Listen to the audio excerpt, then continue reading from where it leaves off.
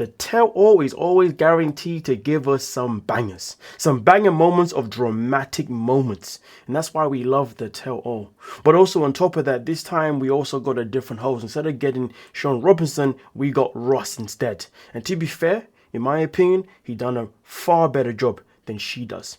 But with that being said though, let's dive into the tell-all. Let's get straight into the nitty and gritty. And let's begin with this segment.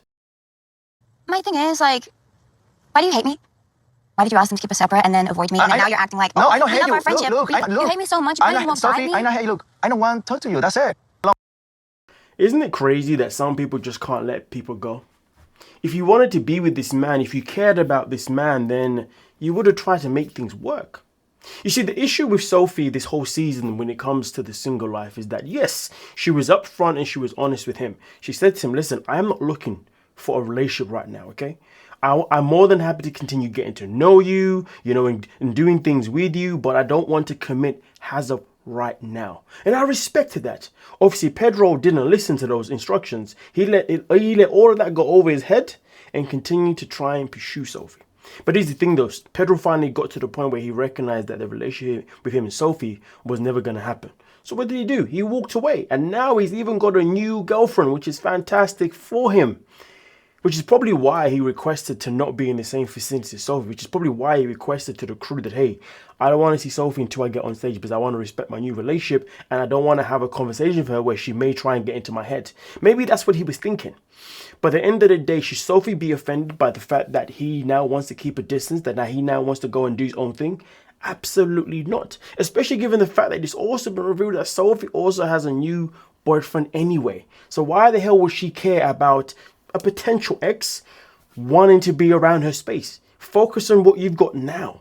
But the matter of the fact is though, Sophie from the very get-go should have never accepted gifts from this man, should never have accepted the flirting from this man, and most certainly should never gone on a date with him, and then to the point where she finally even gave Pedro a kiss. From the get-go, she should have just said, listen, you know what?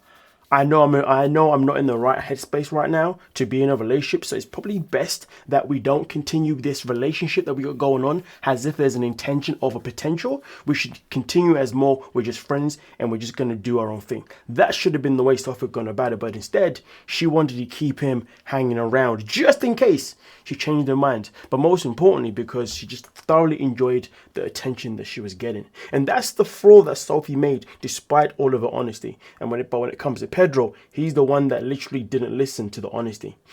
A man with good self-worth would have walked away straight away. But nonetheless though, Sophie needs to let go now. Stop complaining about the fact this man didn't want to speak to you. No, but I don't hate her. Just only, I don't want to go close to her. That's it. How do you feel about Sophie? If you don't hate her, how do you feel about her? Nothing, like, it's gone, nothing there. You hate me! Sophie, I don't... Excuse me, Sophie, I am... The fact that he says nothing's there and she translates if you hate me is wild. Move on. You didn't want to be with a man. It's that simple. And they haven't even spoken since the DR, so like, let it go. But anyway, let's get into what the sister has to say here. Excuse me, Sophie, I am talking. Okay. Pedro was telling me about Sophie was making him suffer. That's between me and your brother. It's not really any of your business, though. When people don't listen to what somebody's telling them. Pedro told me that you was making him suffer. That's why his sister got involved. Pedro made it his sister's business by telling her, listen to what she's telling you. She didn't just get involved out of thin air just for the sake of it, just because she didn't like you. She got involved because her brother went and told her things. That's simple. The whole situation that went down with Pedro's family and Sophie was all Pedro's fault. Now, I'm not saying the family wouldn't go involved regardless, but we'll never know that. What we do know is what prompted them, and that was Pedro. Sophie needs to get over being angry with the sister and just understand that it was Pedro. Oh, it's like you're so involved. It's like you don't want him to be happy.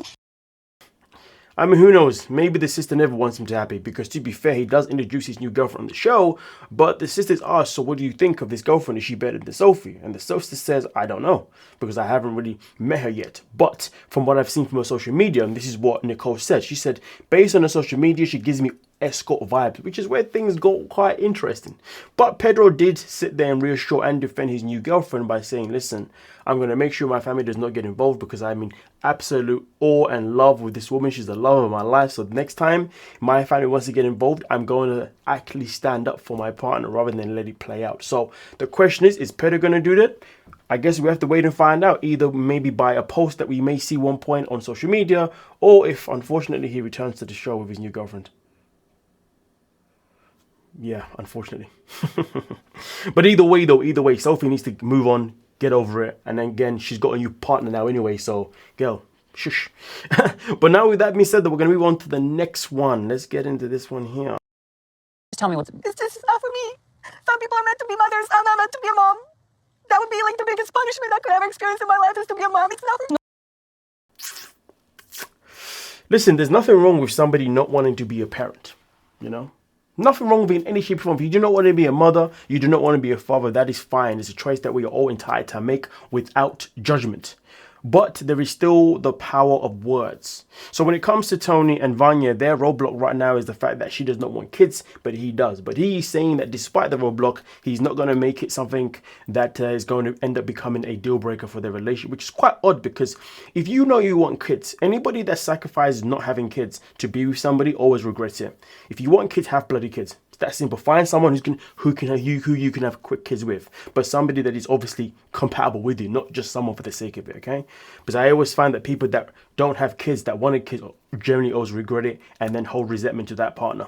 But realistically, the resentment shouldn't be to the partner. It should be to themselves for choosing the partner over finding someone else to have kids with. But anyway, power of words. Vanja here says punishment. I'll play it back for you folks. Power of words.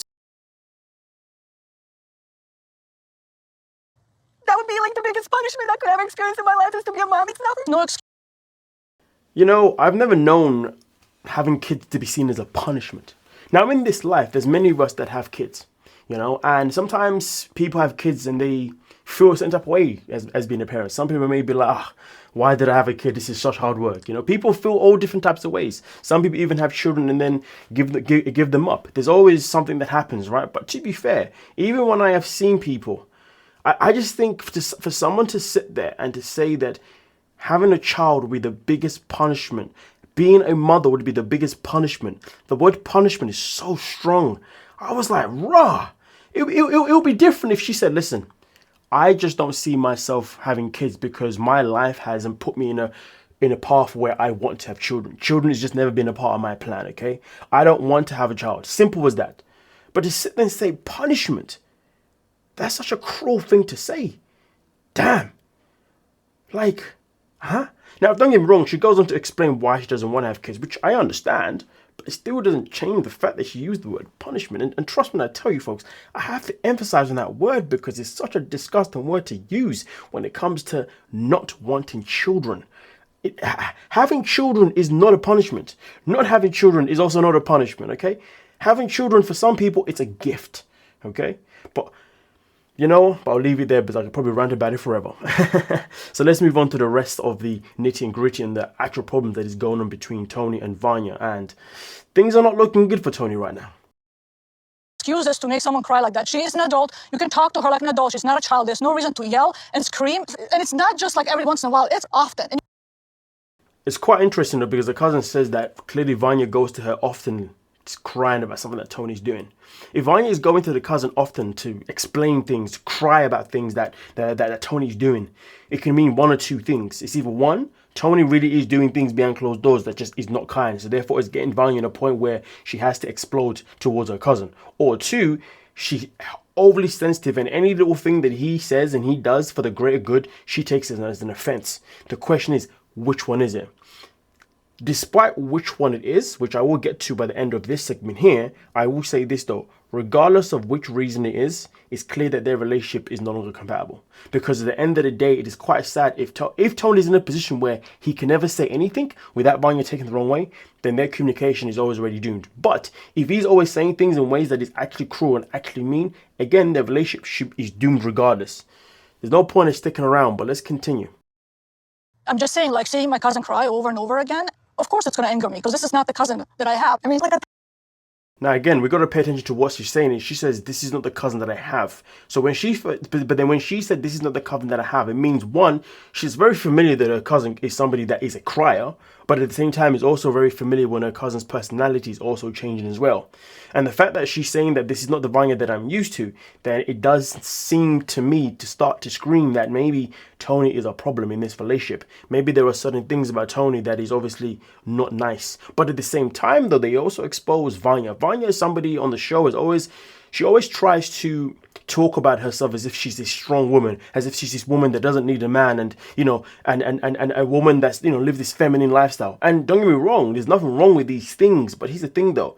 She sits there and talks about herself as if she's somebody that has these incredible boundaries where she would never allow a man or anyone to walk all over her. So the fact that she's in a relationship where now this person is walking all over her says a lot. But do you know who else has the same mentality or similar one? Cortney. Whenever Cortney speaks by herself in these cutscenes or between the sheets, the same as Vanya.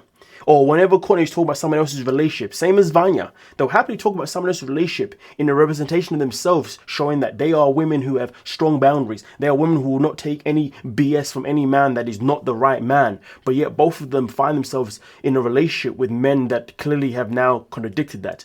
We saw Courtney the way she was a Colt. Everything that she says in regard to everyone else never matched to how she behaved in her relationship with Colt. And Vanya right now, everything that she has to say about everybody else's relationship is now not matching with her behavior in this relationship. Because at the end of the day, why are you continuously in a relationship with a man that clearly is put in a position where you have to cry every single time?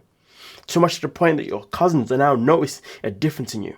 And to make it worse, Vanya said in the season that I would never change anything or give up anything that I want to do or like in this life for no one. Specifically men, but for no one. Remember that, because... What I'm trying to say is you pretend like all these issues are horrible, horrific. You reach out to everyone to get the pity, but you don't act on it. But you didn't even make an appointment. You just Yes, stepped because it into takes it. a You didn't even while. make an appointment. Just to clarify, they're talking about the fact that they were meant to go to couples therapy, but the appointment was never actually made. And Tony's making the excuse of saying that, well, we haven't been yet because Vanya runs to everybody else first and complains about me anyway. You see what I mean? Their relationship is doomed. But anyway, let's get into the point that I just made a second ago. Latin dancing completely. She dances every weekend. Not Latin dancing. I haven't done it since that class. Well, you gave it up for him? Yeah. Okay. Vanya, are you giving up part of who you are for Tony? I mean, I still get to do belly dancing, so at least I have that. But Vanya, you get to do it, but you don't dance anymore. I don't do Latin dancing anymore. And why is that again? Because he doesn't like it. Yeah. This is why I like the host. The way he literally broke that down, the way he caught it off guard there. But this is what I'm trying to say. She said, I would never give up dancing. I'll never give up anything, da-da-da-da-da. Look what's happening to your life, though. You're giving up so many things that you said you wouldn't do before when you was pretending to, or when you was faking being this strong-ass person. You know, one of the strongest things to do in this world is to be honest with yourself that you're not necessarily a strong person. That yes, you are a vulnerable person. Yes, you are a sensitive person. Yes, you are a soft person. Because you see, when you are honest with yourself about these things, it actually makes you into a stronger person. Do you know why? Because it means you're not hiding from that person. So once you are able to actually embody that person, if you know you are a sweet, sensitive person, a sweet soul, somebody that knows that sometimes you can be gullible, sometimes you can be manipulated, right? When you acknowledge that, it actually allows you to find mechanisms of how to make sure people can't take advantage of those things. For example, I always say to every single person that I know, especially the men that I know, male friends, I say to them, listen, when you first meet a woman, please do not pretend to be someone you're not to win them over. Be you. Promise you now, be you. Why? Because if you are yourself from the very get-go, then that's how you're going to know whether or not she's going to appreciate you or not appreciate you. You know? Because there's many people in this world that love to take our kindness for weakness. If you are kind to somebody and then you realize that they are taking your kindness for weakness by something that they're doing, then you know that this person is probably not good for you, so you probably should walk away. Or maybe do something else that can maybe help you. But in the same experience, do something else that can help you figure out for sure before you walk away. So the more of the point is, if Vanya was this woman that actually, same as Cortney, actually sat there and admitted to themselves that they are sweet, soft, sensitive souls, okay, who can be manipulated, who can be this, who don't need to fake this lifestyle, fake these boundaries, okay? It means that each time you allow a man to come into your life, if he tries to take your soft, kind, vulnerable ways for weakness, then you know he's not the right person for you, more or less. But instead, you rather fake it. Fake it, fake it, fake it, fake it. Faking anything in this life does not help anyone, ladies and gentlemen. Never fake a single thing about you. When you fake you, you get hurt. When you are true to yourself, you can still get hurt, but you bounce back a lot easier. And also have a better chance of not being hurt, because at least you walk away knowing that you was you and not some fake person that was never you. And therefore, you don't walk away having to question whether you was wrong or right to do this and that. All right? But hey, let's continue. Tony, do you wish it was more often? So, to be honest, I'm usually the issue why it's not too often. Emotionally invested, I had to have almost a clarity of mind and peace and like knowing that we're in a good place before, something. So Tony's now also in control of when they have intimacy. They don't have it very often. They have it every now and then. And again, just like Gino was saying all the time with Jasmine, he can only be intimate only if he knows things are in a certain place. Now, the difference between Gino, though, and Tony is that with Gino, we knew it's because obviously he generally wanted to feel a level of respect or something from Jasmine. He wanted something, right? We'll never know for sure. But with Tony, I can tell you straight off the bat why he does this. He does this for control.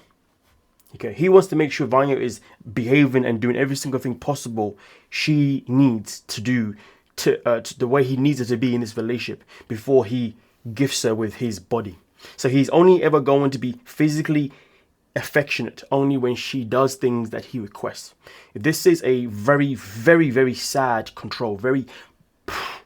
This is the point where literally you run.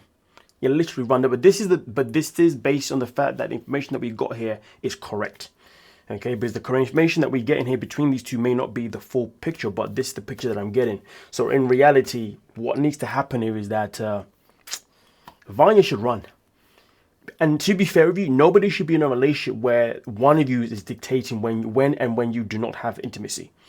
It should always be dictated on the fact that you're both just in the mood in that moment in time. But to be honest with you, anybody that has been in a relationship long enough to know this, look at it this way. People that are actually in a very good, strong relationship, for 9 times out of 10, you will always have it whenever one makes the move, you both can have it no matter what. You know what I mean? But anyway, either way. Tony, for me, he's using intimacy as a way of control, especially given the fact that this is what Vanya has to say. Intimate happen, so I see our emotional connection as much more important than sex. So if I had to choose having the best sex of my life versus having the best emotional connection with somebody, I would choose the emotion. Yeah, I call absolute BS on that, because at the end of the day, in this world, when you have an amazing emotional connection, it means you also have an amazing physical connection. Now, I'm going to repeat this one more time. When you have an amazing emotional connection, you have an amazing sexual connection. But it never works the other way around. Having an amazing sexual connection does not result to having an emotional connection. That's why emotions is always more important. Emotions is what makes a sex connection even more better. That's what makes it passionate. That's what makes it really go to places that's like, listen, you could literally right now, you could be somebody that's had like a crazy, really entertaining like sexual life. But then when you meet somebody who you connect with emotionally, that person's sexual experience may not be nowhere near as good nowhere near to what you're used to. In fact, that person's ability may even be, but because that emotional connection is that great, each time you have your basic vanilla intimacy with that person, it will still feel better than any other time that you've done other crazy things with other people. That is generally a fact for the most part. Okay? True for the most part. I'm going to say facts, because fact means 100%. It's true for the most part. So more of the situation is Vanya is sitting here and saying that my emotional connection with him matters more than the physical one. Guess what, darling? If you're telling me that your emotional connection with him isn't putting you in a position where you can both freely be intimate at any given time, it means that your emotional connection is flawed and you don't even have one. And it also means that you are working every single second of the day of this relationship to make sure that emotional connection is always there, out of panic, out of worry, out of concern because of the way he makes you feel. Vanya needs to run. I started this season by saying Tony needs to run, but now, boy, the tables have turned. But now we're going to move on to the next one. Let's dive into this one, folks. Good, but there's a new mass in my stomach. Oh. So I'll be moving forward with like a hysterectomy at some point, but it's not a rush. Well, the good news for Liz is obviously when it comes to her journey with the cancer, the good news is that it's progressing in the right direction. So congratulations to her on that part. But now, yeah. I didn't know. Soon for me to even say anything. You know, it was something that happened so quick. I did know that I loved you, like had love. It was there. But at the same time, Liz is full of shiz. She knew, listen, she went into the resort, okay, wanted to have fun, which is fine, but then decided to continuously keep going back to this guy, having deep conversation with this guy. And now she's saying that, oh, I kind of knew, but I didn't know that that the emotions were growing. And now he's revealed that he was falling for her and the love was growing. Now she's like, yeah, I kind of felt myself, but you know, girl, why are you lying for? You played the man. Just be honest with it. Just be honest. Like, come on now. You never felt anything for this guy. He was just fun for you. Fun and a paycheck. It was just unexpected. The proposal went down? It happened really fast, like really fast after the DR. No, you know. But no specific timeline of how long you were together before the engagement? No, we never put a label on anything until I got back from the DR. Let's let this sink in. When she was obviously on the show, okay, she told this man here that I've got someone at home that I am seeing, but he knows that I've come here as a single person, and I'm just trying to figure things out, which is why I'm here and I'm able to do what I'm doing with you. That's what she told him, right?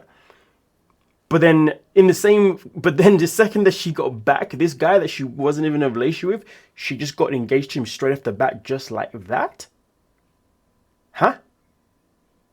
You see what I mean? She played this fool.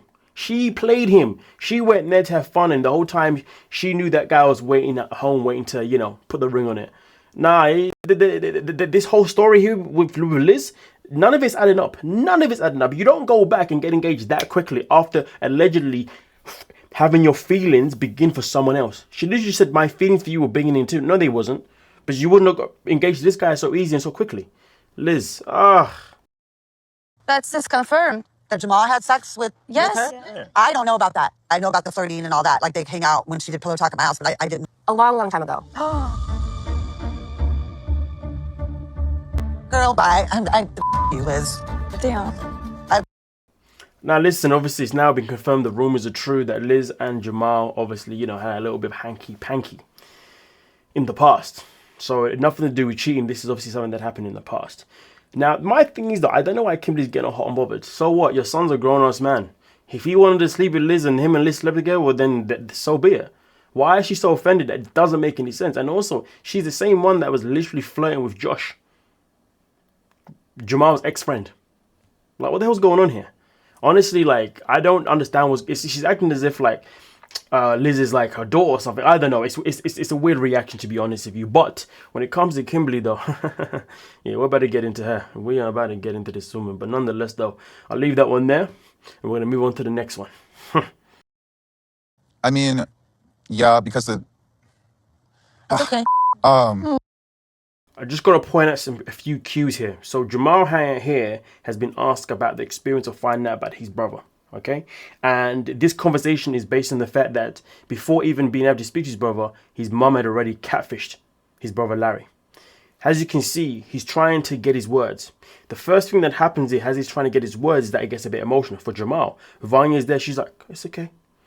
Kimberly's watching him, right? I mean, I don't know what Sophie's doing, but either way though, in this moment in time, Jamal is obviously at a point where he's feeling a bit emotional, which makes all the sense in the world because this was a tough time for him. But pay attention to this. I found out about him. It was the same day I talked to him, and the same day I found out my mom had been catfishing him. For time when she put him on the phone with me and was like, "This your brother?" Blah blah blah. And she told him to do with him. You know, I had to reflect. So it was kind of robbed. And then he was trying to reach out, but I felt weird. It was a weird.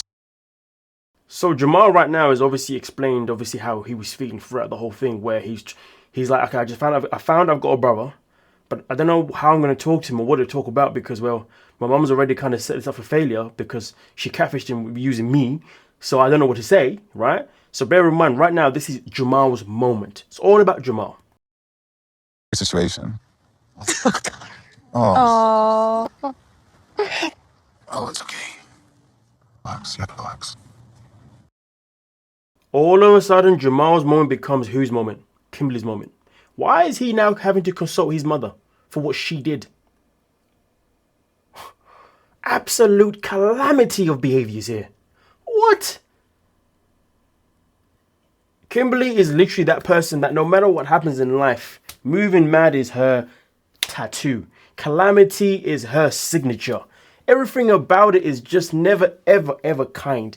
Why are you taking this moment away from your son? He's been asked a question about how does he feel regarding finding out that he had a sibling? Not just one, but he had two. But on the same time, he finds that he's got an older brother. He wants to connect with his older brother, but yet the opportunity to do so fresh has been taken away from him because his selfish, self-centered mother decided to catfish the brother, to pretend to be Jamal. Having these conversations. So now Jamal has to find a way to talk to Larry, but then also not know what his mom's already told him has him. So now he doesn't even know where to begin. A moment has been taken away from him because everything is always about Kimberly. This is why Kimberly will never be a light person. She's a cruel person. You may think that I'm being harsh, but I'm not. Because you see,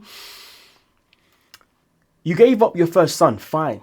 You gave up your daughter, fine. You kept Jamal, fantastic. But then Larry found you, fantastic. Now, this is where you start to be truthful authentically. Not truthful with cries, not truthful with playing games.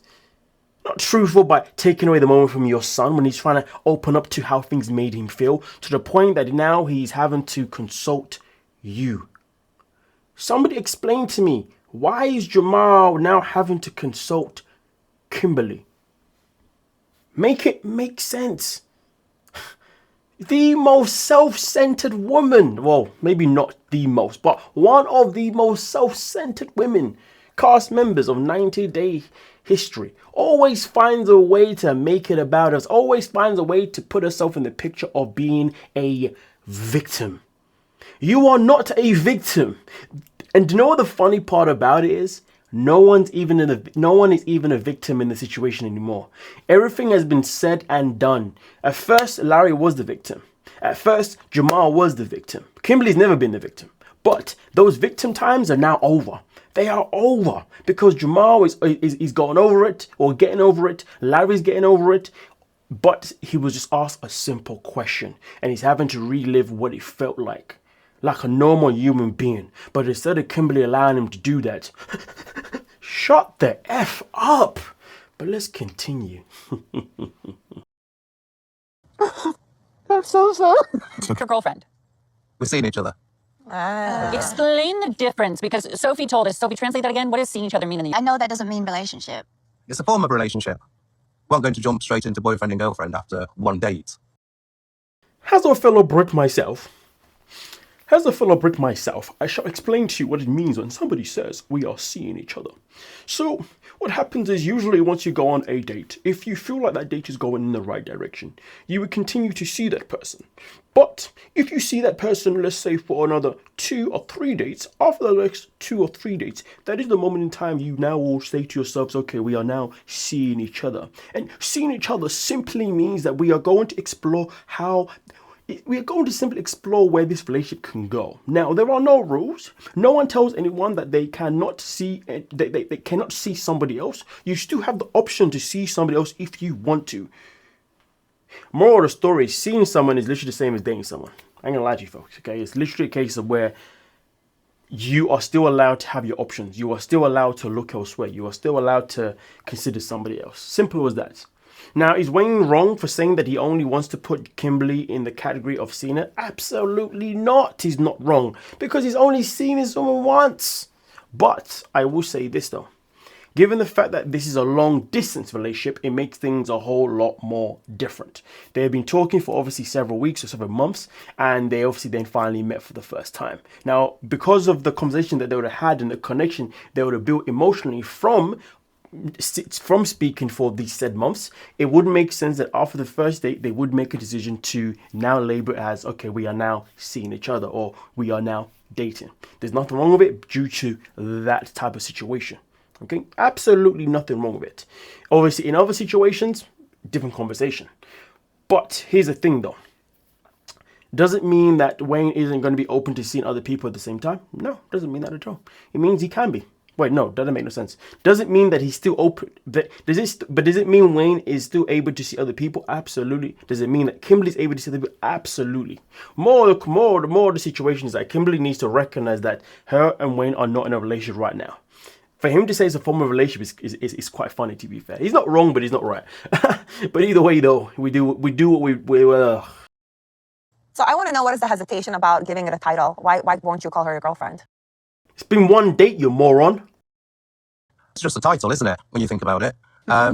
Would you call someone your boyfriend or girlfriend just after one date? You clearly haven't met Vanya. Because the year we'll decide. Am I going to move there? Is he going to come here? And we'll figure it out. So could that potentially lead to marriage at some point? I'm looking out for Kim. I'm just asking questions. I also want to know the answer to that question. Well, marriage isn't in the picture for either one of them anyway, and why would it be? Vanya's trash. I don't know why she's even bringing that up. Talk about adding pressure to something that doesn't need no pressure. But anyway, Kimberly may move to the UK if her and Wayne work out. Damn, Wayne, please leave her now. I don't want to see her in the UK. Oh man, that's harsh. That's harsh. Yeah, Wayne, break up. I don't want to see her in the UK. I'm just playing. Listen, if Wayne is her happiness, then listen, I hope it works. But I also hope that Wayne is also the kind of person that can hold her accountable for her victim mentality. Because, and to be fair, he probably will, because depending on what type of British man he is, a lot of British men won't tolerate somebody that plays victim all the time. Again, dependent on what type of British man he is. Not every single one is like that, of course. All right. But Wayne seems to be the kind of guy who's going to be like, listen, no, we're not doing that. Because when Kimberly used, what term did she use before? When she used the term baggage when it came to her having kids that were adopted. And he said, hold on a minute, you don't use the word baggage. That's such a bad word to use in this situation, okay? It's your history. So I like the fact that he was able to hold her accountable for doing that. And also, when she started doing the whole crying thing, he shut her down real quick. He was like, yeah, we ain't doing none of that. So to be fair, Wayne may be a very good person for her, to be fair. But he's not going to tolerate none of this nonsense from her. And he's definitely not afraid to say things how he wants to say them. So maybe Wayne is a good choice for Kimberly. Who knows? Nonetheless, though, we're now going to move on to the last one here. And this one here is a confrontation that went down between Cortney and Colt. And also a little bit of Jamal. And let's dive into it. You talk so much about me, like, very early on in our relationship. I didn't know, like, you felt so bad about me, or like, oh, I'm boring. Like, I housed you for 6 months. Like, even after you cheated on me, Philip and me now too, and all this. Nice to see you too, Cortney. So Colt, the first thing he does is obviously he arrives at the Tell to have a conversation with Colt. Well, no, he arrives just to greet her, and then she goes on a whole rant about how he ain't shiz. And you know what? He deserved it. Yes. You were talking about me at the resort in Mexico. You were criticizing my body, making fun of me. You never defended me to your friends, nothing. You never defended me at all. You never said Colt's a good guy or anything. You said you don't know, you have doubts. I was defending you to all my friends, like, oh, he's different now, he's changed now. And it's like, you're doing the exact same thing that I do find quite interesting is that when you go on an attack to Colt, Colt gets super defensive and he starts saying a whole bunch of random other things. Colt is a one hell of a sensitive dude, which of course is clear as day, because the reason why he manipulates people and he has to get control of them is to cover up his own insecurities about himself. Okay, he wants other people to be vulnerable, so therefore he doesn't have to be. And when he's vulnerable, he's not vulnerable like properly. He's vulnerable in a way of just lure you in, just to control you. This guy's a piece of work. you do to every single woman. Yeah, I'm talking to Diana. You were FaceTiming Diana while you're staying in my house. Yeah, Cortney, are you doing okay? Yeah, I'm just getting pissed off. You're talking about me. Why, and let me be specific, why, after you knew everything that Colt was doing, did you help him back in the hotel room? He broke his leg when he was being a friend to me at the retreat. Like, other people were talking about me and drama, and then he's like, I'm coming to talk to you. Pep talk. Then he... Honestly, like, I don't know why they even had to ask this question again, because it's so annoying. Oh my god, yeah, he fell over in her room and then she felt sorry for him, blah, blah, blah, blah, blah. Fell and broke his leg at my door, so I'm like, oh my god, like, I felt a lot of guilt and responsibility. I did care about him.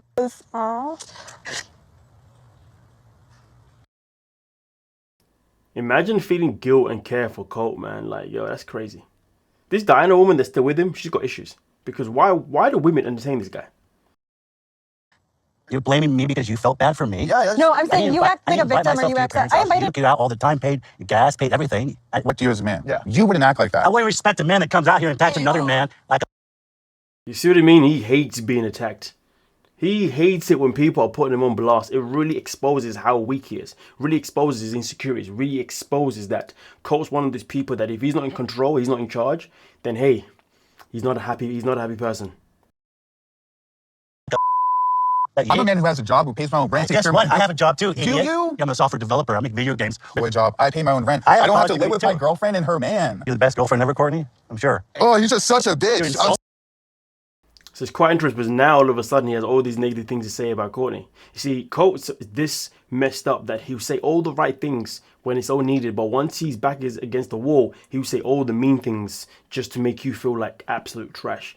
Honestly, the fact that they keep bringing him back is I feel like Colt's a person that should be brought back for the purpose of the fact that he's a perfect case study for people to watch and witness. So therefore, it can help you not ever be around somebody like him. But at the same time, he's also somebody that shouldn't be on the show because I can't imagine how triggering he is for so many people that have met someone like him. So it's kind of like which side of the coin should we really do? It's like it's good for him to be on the show for research purposes, you know, for people to see these things. But it's also bad, but it's so triggering. But again, it's subjective, isn't it? Because it's a matter of people's perception. Let me know, is Colt somebody good for you to continue to watch so he can help you see the kind of person that you don't want to be with, somebody who's as manipulative as he is? Or is it just a case of, nah, he needs to go because it's just triggering me way too much? Let me know your thoughts on that one, please. Also, I'm gonna talk to yourself like that, and that's bad. But he knows how low you. You say you project. Look, talk to me. What the do you want to do? Wait, whoa. No. Oh, guys. You want to really do this? No. And let's be real, the only reason why he said, what the F do you want to do, is simply because there's a camera crew. He knows that a fight's never going to happen with everybody around. You know what I mean? And also, most importantly, he knows that if a fight has to happen, maybe, you know, like a fight's never... Wait, does a fight actually ever happen on 9 Day Fiance? Wait. Oh, wait. I don't know now. Either way, though, more of the stories, he knows that there's a whole camera crew there and there's a whole bunch of people in the way. So that's why, of course, he has no issues by saying, what do you want to do? Because he knows nothing's going to happen. Such a weak move from a weak man. I know that tactic. It's a pathetic one. And also on top of that, the audacity to then try and shout across to Jamal whilst his mother is in the middle is just nasty work. It just really exposes even more how Colt has no respect for women in general or anybody. It's quite sad. I would actually argue and say that he has less respect for women than anybody else on this world. I just think he's got an issue with women. I feel like he's got a vendetta where he just has to break women down. I don't know what his mum did to him, but somebody hurt him. Whether it was his mum or somebody else, but this guy just likes to be mean to women. He just likes to take advantage of women. Yo, we need to interrogate Debbie, you know. We need to find out how she raised this man. Why is it this way? Because a lot of the time, men that are mama's boys, that are raised by their mums, usually aren't necessarily like this. Like, the only time they're like this to women is if their mum didn't raise them right. I do wonder. I do truly wonder. But anyway, let me know your thoughts down below in the comment section, and I'll see you guys for the next upload. Come on now. Don't forget to hype the video, like, subscribe, and have a great day. Thank you so much for your time.